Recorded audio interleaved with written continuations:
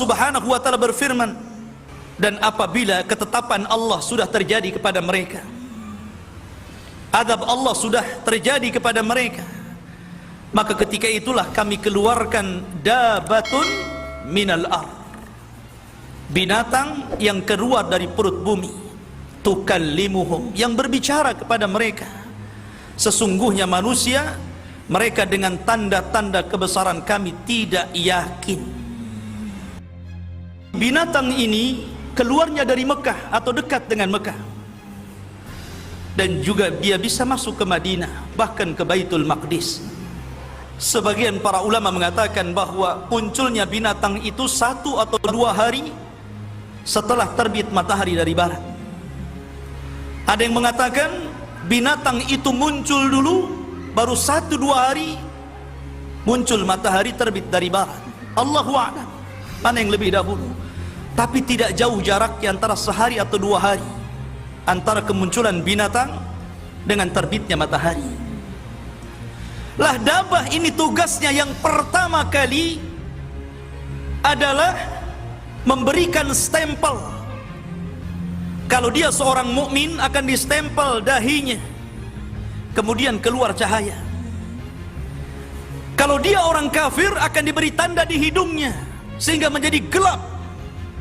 Ketika itu nama-nama manusia terangkat, tidak ada orang memanggil dengan namanya.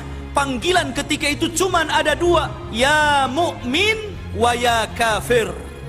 Sebagaimana dikatakan oleh Al-Imam Ibnu Jurayj dari Ibnu Zubair radhiyallahu anhu, bahwa dabah itu ra'suha ra'su thaurin, kepalanya seperti banteng.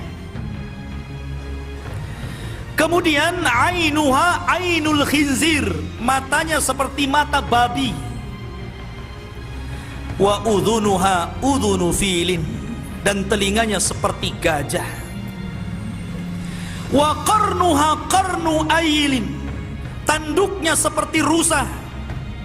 Wa unuquha unuqa ni'amatin, dan lehernya seperti leher-leher burung unta. Wa sadruha sadru asadin, dadanya seperti dada harimau, dada asad, singa. Wa launuha launun namar, dan warnanya seperti harimau. Wa khasiratuha khasiratu hirrin, dan rusuknya seperti rusuk kucing. Wa dzambuha dzambu kabsin, ekornya seperti kabs. Kabs itu kambing gibas, kambing yang wol, yang berbulu itu. Wa qawaimuha qawaimu ba'irin, dan tingginya seperti unta. Binatang itu membawa 2 barang pusaka, 1 tongkatnya Nabi Musa, dan 1-nya stempelnya, stempel Sulaiman. Jadi kalau dia memukul orang-orang yang beriman, maka akan dipukul oleh tongkat Musa dahinya dan akan bercahaya. Ada yang mengatakan sebaliknya, di stempel Sulaiman kemudian akan bercahaya, dan apabila ketemu orang kafir maka akan dipukul hidungnya sehingga gosong. Ini yang menandakan mana mukmin mana kafir ini. Ma'asyiral muslimin, jamaah sekalian dirahmati Allah Subhanahu wa taala. Kemudian dari mana keluarnya dan di mana sekarang ini dia? Dabah ini terjadi banyak khilaf para ulama. Walaupun ada kesepakatan di antara ulama bahwa dia akan muncul di Mekah atau berdekatan dengan kota Mekah. Jadi akan muncul di situ. Pendapat yang pertama, dan ini pendapat Abdullah ibn Buraidah, bahwa dabah itu akan keluar dari sebuah perkampungan padang pasir. Disitulah dia pernah berjalan bersama Rasul. Kemudian Rasul berhenti. Kata Nabi SAW, hadza maudhi'ud dabbah, disinilah kelak binatang yang bicara itu muncul.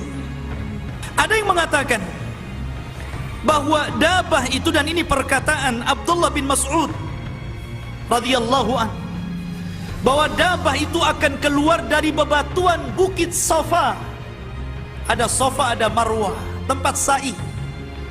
Disitulah dabah akan keluar. Jadi pecah batunya, kemudian keluar tuh dabah itu. Ada yang mengatakan, dan ini pendapat Abdullah ibn Amr, dabah itu keluar dari padang pasir namanya Ajyan, dekat dengan Mekah. Bahkan dia pernah mengatakan, saking yakinnya bahwa dabah akan keluar dari situ, karena di situ ada tumpukan-tumpukan cadas dan batu, dia mengatakan, kalau saya tahu binatang itu ada di sini, ku congkel dengan kayu supaya dia keluar sehingga nampak mana mukmin mana kafir.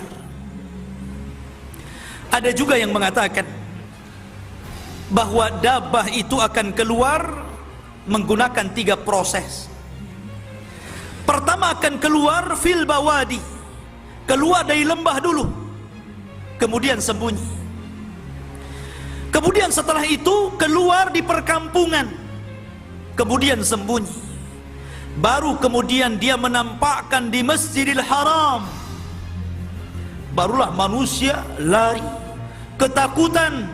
Tetapi dabah ini akan mengejar seluruh manusia. Tidak ada satupun manusia yang lolos dari dabah ini. Tapi dabah ini nggak membunuh. Dabah ini hanya sekedar memberikan cap stempel saja, kafir, mukmin, itu saja tugasnya. Kemudian bicara. Dia tidak membunuh seperti Dajjal.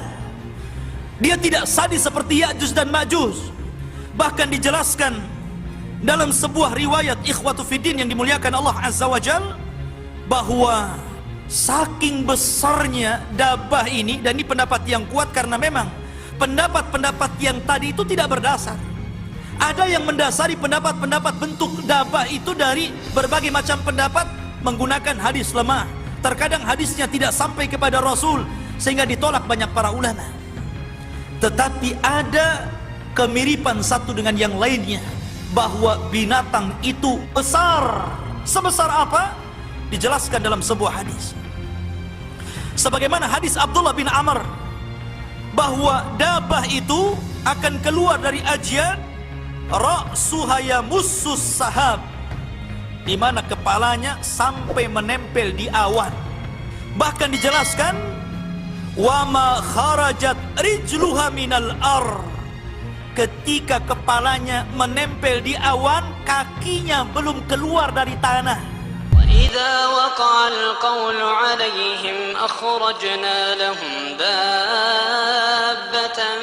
minal ardi tukallimuhum anna an-nasa kanu bi ayatina la yuqinun.